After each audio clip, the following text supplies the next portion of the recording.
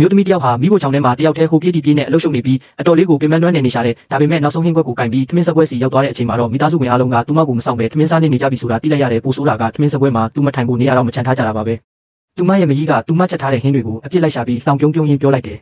ချွေးမငယ်လေးကအရန်လိုက်တည်တယ်ရောက်ခမတွေကိုလည်းပြုစုတယ်စကားပြောတာလည်းယဉ်ကျေးတယ်ဆိုပြီးကြားဘူးတာဒါပေမဲ့ဒီဟင်းကတော့ဘာမှကိုစားမကောင်းဘူးသူမရဲ့ခင်မုန်းကသူ့အမဟာလူကောက်ကြီးလို့ပြောခဲ့ဘူးလားမှန်နေပြီဆိုတာသူမနားလည်သွားတယ်ဒါပေမဲ့သူမမသိတာကအဲ့ဒီအိမ်မှာသူမဘက်ကတကယ်ရက်တည်ပေးနေတဲ့တူဦးလေးတော့သူဟာအဲ့ဒီမီးဖြစ်နေတာပါမီးကရောက်ခမဖြစ်သူကိုဒီလိုပြောလိုက်တယ်အမေဒါကနှစ်ကုံမိသားစုညစာစပွဲလေးအမေကိုယ်တိုင်ချက်ရမှာမဟုတ်ဘူးလားအမေချက်တဲ့လက်ရမှာတကယ်အိမ်ထမင်းအိမ်ဟင်းရတာဖြစ်မှာပေါ့ဟုတ်တယ်မလားဒါကိုကြားတော့ရောက်ခမကဒေါသတကြီးပြန်အော်တယ်ငါမချက်ချင်လို့မဟုတ်ဘူးသူကပဲဟင်းချက်တာအရန်တော်တယ်ဆိုပြီးဆိုအတင်းမီးဖို့ချောင်းဝင်တာလေအမျိုးသမီးကအံ့ဩသွားပြီးသမီးဘယ်တော့ကအဲ့ဒီလိုပြောလို့လဲလို့ပြန်မေးပေမဲ့ရောက်ခမကချက်ချင်းစကားလမ်းကြောင်းလွှဲပြီးချင်းချမ်းနေဘယ်လောက်လက်ရကောင်းလဲဆိုတာအားလုံးသိပြီးသားပါဒီနေ့နီးရီးယားညစာကိုနေမဲ့ချက်ရမယ်အဲ့ဒီလိုနဲ့တညနေလုံးသူမကိုမိဖို့ချောင်းထဲမှာတယောက်တည်းအလုပ်လုပ်ခိုင်းထားပြီးခင်မုန်းဖြစ်သူကိုတောင်ကူးခွင့်မပေးခဲ့ဘူးအခုဟင်းတွေကုန်ကျက်လို့ထမင်းစပွဲရောက်တော့လဲထိုင်စရာနေရာတော့မရှိဘူးဖြစ်နေတာအဲ့ဒီအချိန်မှာမရီကပဲထပ်ပြောပြန်တယ်ဟဲ့ချမ်းချမ်းနင်ဘာလို့မတက်ရက်နေသေးတာလဲဟင်းရီအိုကြီးကလက်မပူဘူးလားအမေသူ့ကိုထိုင်စရာနေရာတော့မပေးဘူးလားသူများတွေမြင်ရင်အမေကချွေးမကိုနှိပ်စက်နေတယ်ထင်ဦးမယ်ရောက်ခမကကြောက်ကြောက်လန့်လန့်နဲ့သူ့သားကိုဟင်းရီအိုးကန်ခိုင်းပြီးထိုင်ကုန်တစ်လုံးယူခိုင်းလိုက်တယ်မိနာ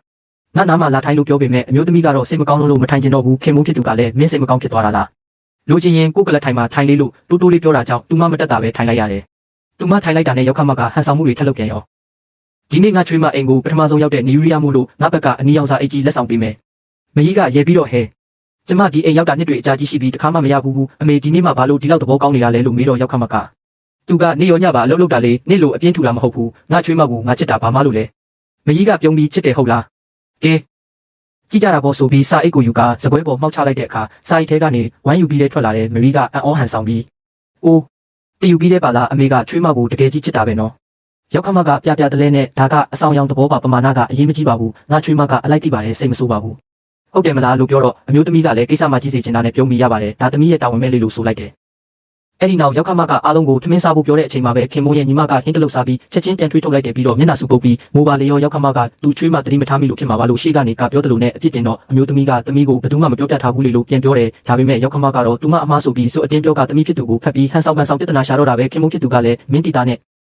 ငါညီမကဂျင်းမစားဘူးဆိုတာလို့ဝင်ပြောတယ်အဲ့ဒီအချိန်ကျမှမကြီးပြောခဲ့တဲ့စကားတွေရဲ့အတိတ်ပဲအစ်အမှန်ကိုအမျိုးသမီးစပြီးနားလည်လာတော့တယ်ဒါပေမဲ့ခင်မုန်းကပဲငါအတွက်ငဲပါရမ်းမဖြစ်ပါနဲ့လို့ထပ်ပြောင်းပြတာကြောင့်မိသားစုကသူမအပေါ်နားလည်ပေးလာလို့နဲ့မိဖို့ကြောင့်လည်းပြန်ဝင်ပြီးဟင်းနှစ်ခွက်ထက်ချက်ပေးခဲ့တယ်ဒါပေမဲ့ခင်မုန်းရဲ့ညီမကစပွဲပေါ်မှောက်ချပြီးဒီဟင်းထဲမှာအသားတစ်ဖက်တောင်မပါဘူးဒါဘလိုနီရီးယားလဲဆိုပြီးအော်မှုပြန်တယ်ရောက်ခမကဒေါသကြီးနဲ့မှာအတိညာမရှိဘူးလာ